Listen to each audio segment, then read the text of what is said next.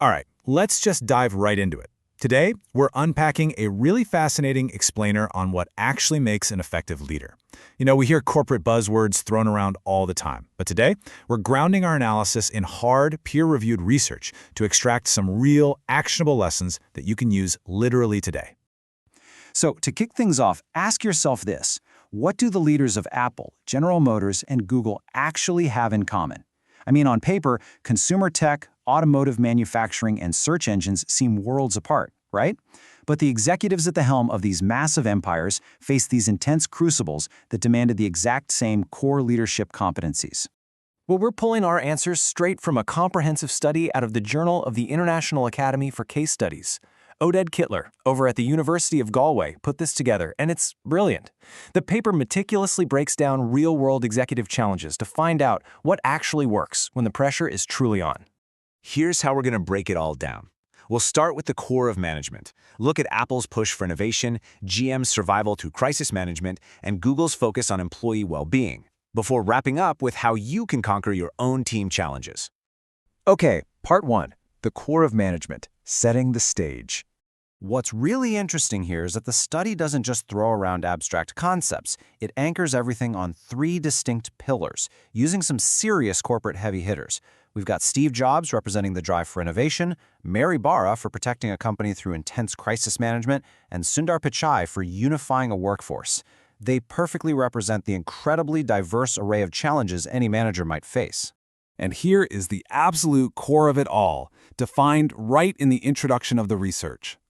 Effective management essentially boils down to making critical decisions, handling messy, complex challenges, and actually inspiring your teams.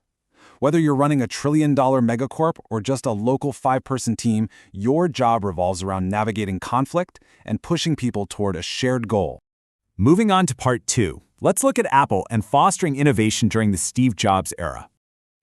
Jobs set a bar that was, frankly, sky high. He relentlessly pushed his teams to think outside the box, take massive risks, and challenge literally every piece of conventional wisdom. He didn't just want to build products, he wanted to completely transform entire industries. And to pull that off, he had to actively cultivate a very specific culture of excellence. So, what's the real takeaway for us? Well, instead of just sitting back and admiring Apple's unprecedented growth, we can borrow their playbook, drive relentless innovation, obsess over details and design. But honestly, more importantly, you have to communicate a crystal clear, strong vision. If your team doesn't know exactly what perfection looks like for your specific project, there's no way they can pursue it. Which brings us to part 3, GM, Mary Barra, and an absolute crucible of ethical crisis management. Talk about a nightmare scenario. Back in 2014, Barra inherited a devastating life-and-death crisis involving faulty ignition switches that were linked to multiple fatal accidents. This wasn't just some standard PR headache, it was a genuine tragedy that severely tarnished General Motors' reputation and flat-out threatened its financial stability. But here's how she flipped the script. Barra transformed pure chaos into a highly structured ethical response. She didn't hide from it. She launched an immediate, thorough investigation. Then she rolled out comprehensive safety measures, established a compensation program for the victims, and openly demanded transparent accountability. It's an absolute masterclass framework. Swift, decisive, and honest action is the only true way through a crisis. All right, part 4, let's shift gears and talk about Google prioritizing employee well-being and Sundar Pichai's response. So in 2018, Google was hit with a massive employee walkout. We're talking thousands of people protesting how the company handled sexual harassment. And Pichai, he didn't just issue some empty corporate platitudes. He actively listened to the grievances and executed specific, concrete policy changes, like ending forced arbitration for harassment claims.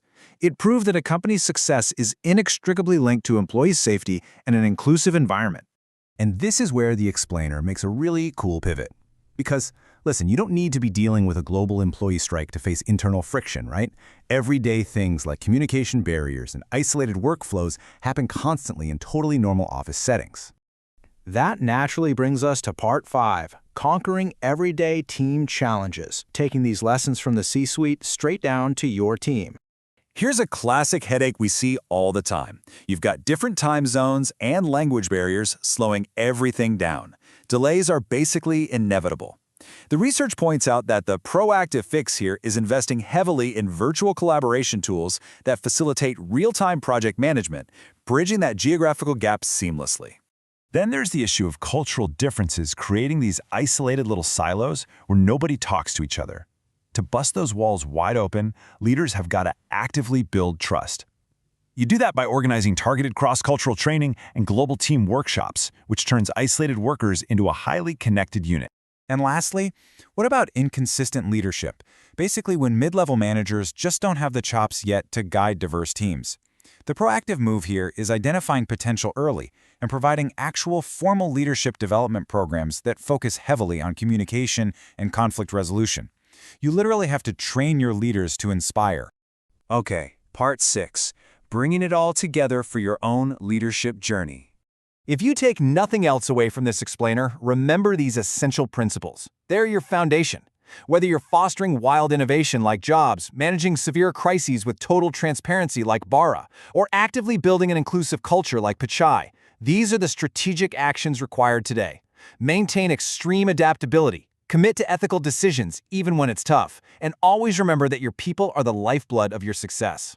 So because leadership is this constantly moving target, I want to leave you with one final, slightly provocative thought to apply right now. Take a hard look at your current projects, your team's culture, and your own communication style. What is the very next critical decision you need to make to become the effective leader your organization needs today? Keep learning, keep adapting, and take charge.